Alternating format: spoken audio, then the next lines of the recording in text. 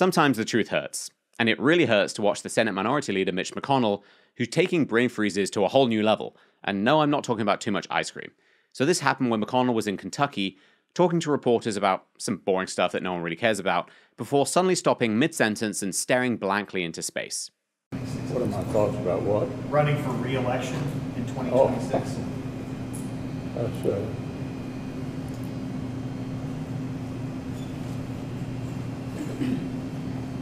Did you hear the question, Senator? Running for re-election in 2026? All right, I'm sorry, you all. We're going to need a minute. He either had a seizure, a minor stroke, or maybe he saw the ghost of Merrick Garland lurking in the shadows, who knows. But this isn't even the first time that McConnell had a glitch in his system. A few weeks ago, he did the same thing at another event, where he was rescued by a fellow Republican senator who's a doctor. Path to finishing the NDA this week has been good bipartisan cooperation and a string of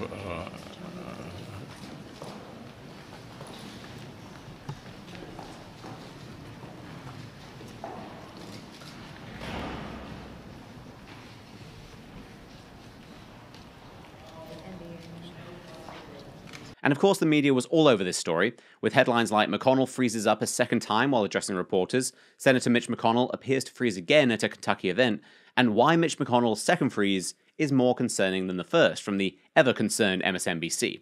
They also showed clips of his awkward silence on repeat and speculated about his health and future in politics. Now, this all highlights two glaring problems with our political system. I talked about this a bit in my column for the DC Examiner. First off, the hypocrisy.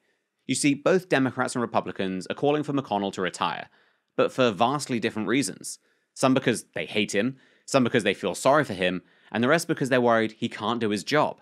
But why is it that only Republicans are pushed to retire when they are clearly losing their marbles?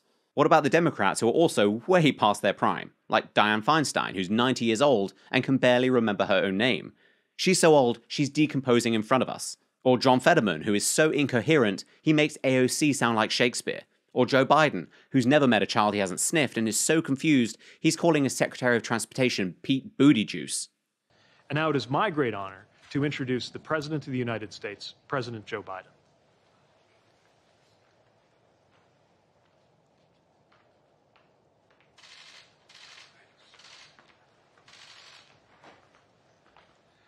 Thank you, Secretary Buttigieg. Thank you all for being here. Please sit down. But the media and the Democrats don't care about their own leaders' mental decline. They actually defend them and pretend that they are still sharp and capable. They act like nothing is wrong, even when they are clearly wrong about everything. And that brings us to the second problem with our political system, the power and greed. Because being a politician in America is a lucrative business. You get money, stock tips, perks, and you get to peddle influence. And you can share all of that with your friends and family, and they also benefit from your position. So why would you or they ever want to give that up? Even if you are old and senile and can't do your job anymore, why would you risk losing all of that by retiring and letting someone else take your place?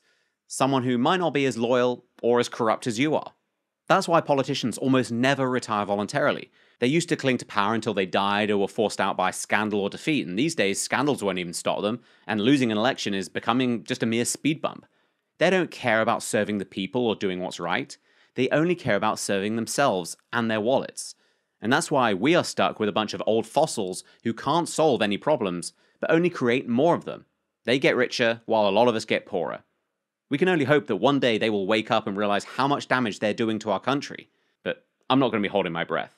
And none of this is to say I don't feel sorry for Mitch McConnell, Joe Biden, Dianne Feinstein, Nancy Pelosi, or John Fetterman as human beings. But when they work for us, there's no room for sympathy. I can have sympathy for someone with dementia until they're my accountant. They work for us. The least we can ask is that they know what day it is.